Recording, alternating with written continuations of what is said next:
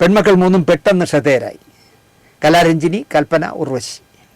ഇവരിൽ ഉർവശി ദക്ഷിണേന്ത്യൻ സിനിമയിലെ തന്നെ മാർക്കറ്റ് വാല്യുള്ള നായികയായി വളർന്നു. ഒരു മുന്താണി പിടിച്ച് മതിയല്ലോ അല്ലേ, വളർന്നു. കൽപ്പന കമൽഹാസനോടൊപ്പമൊക്കെ തമിഴിലും മലയാളത്തിലും ഹാസ്യവേഷങ്ങളിലൂടെ ശ്രദ്ധേയയായി. മനോരമ അമ്മയെപ്പോലെ, തമിഴ് സിനിമയിലെ മനോരമയെപ്പോലെ കൽപ്പന ചെയ്തു കൂട്ടിയ വേഷങ്ങൾ ആലോചിച്ചാൽ തന്നെ ചിരി വരുന്നതാണ്.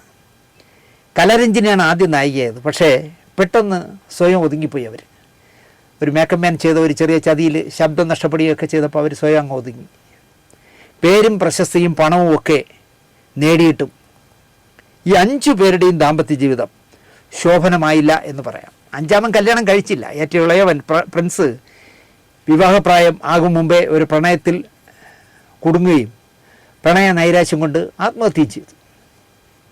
പെൺമക്കൾ 3 പേരും 3 പേർക്കും ഓരോ മക്കളായി. വിവാഹ ജീവിതത്തിൽ കൈപ്പേറിയ അനുഭവം പറ്റിപ്പോയി. അവരിൽ ഉർവശി മാത്രം വീണ്ടും വിവാഹം കഴിച്ച് ഇപ്പോൾ അതിലൊരു മകനുമുണ്ട്.